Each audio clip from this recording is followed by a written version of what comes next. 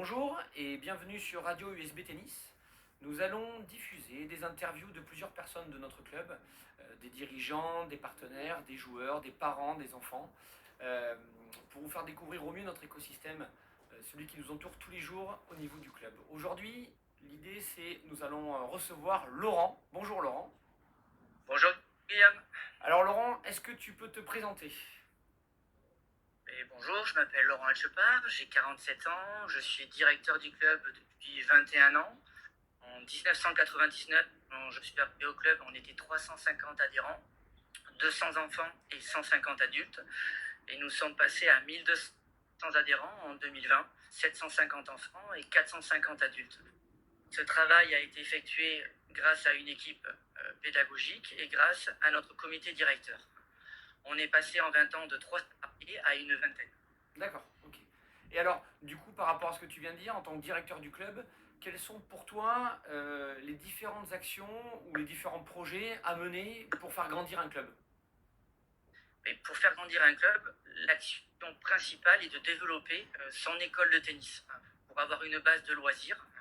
Et là-dessus, on va s'appuyer sur cette base de loisirs pour développer les cours collectifs adultes, pour amener une dynamique orientée surtout sur le côté familial. Un club fonctionne que si jamais il y a vraiment une dynamique familiale où on retrouve les parents et les enfants qui sont contents de revenir au club. Une fois qu'on a fait ça, on peut vraiment commencer à faire une détection dès le mini-tennis qui nous permet petit à petit de développer notre école de compétition et après de se faire reconnaître dans toute la France comme on a fait depuis 20 ans au niveau du club. Alors, par rapport à ce que tu viens de dire, moi je suis entièrement d'accord avec toi, mais on aimerait avoir un peu ta vision et comment tu vois l'évolution un peu dans l'avenir de ce sport et notamment dans ton club. Mais au niveau de notre club, l'avenir que je vois, c'est surtout maintenant que le club est bien structuré et qu'on est arrivé à 1200 adhérents, ça serait de proposer une multi-activité où les parents et les enfants ne viennent pas faire que du tennis, viennent retrouver un cadre familial comme notre point fort au niveau du club, à travers une restauration en adéquation avec notre public et à travers des propositions certainement nouvelles qu'on va essayer de développer, comme le paddle, la sophrologie, le yoga ou une préparation physique adaptée aux enfants de l'école de tennis ou même aux parents.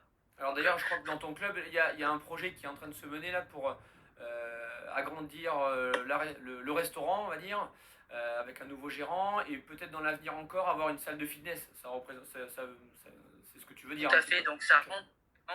ça rentre vraiment dans l'élan vers lequel le club veut se développer. Et D'accord. grâce à ça, grâce aussi à ton action, Guillaume, que tu fais par rapport au partenariat, ça serait encore de développer encore plus de partenariats pour amener encore plus de moyens à notre club pour pouvoir faire de nouveaux projets.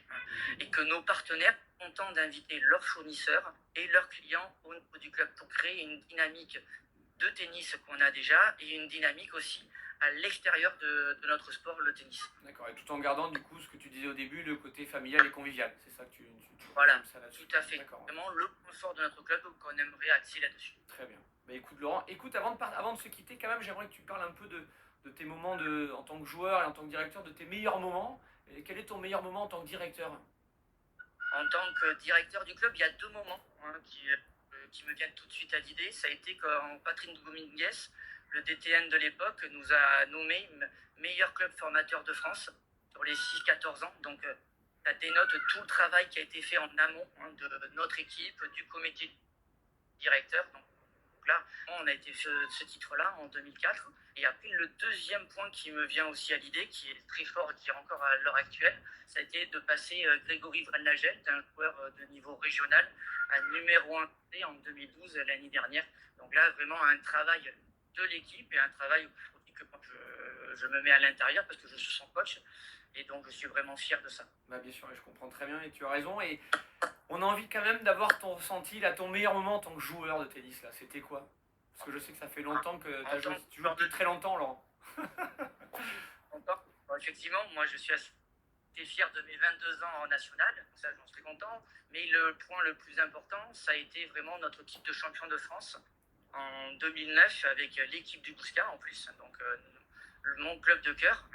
Donc où on a été champion de France à Saint-Malo avec 4 joueurs, une bande de copains où on s'est vraiment éclaté.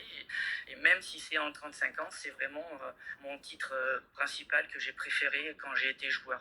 Et je comprends très bien. Ouais. Outre autre chose. D'accord. Donc du coup, je remets pas en cause ça, mais c'est pas les doubles qu'on a fait ensemble en national qui t'ont marqué apparemment. Mais bon, c'est pas très grave. Je suis entièrement d'accord avec toi, mais bon, on sait jamais, peut-être qu'en 50 ans, on sera champion de France ensemble.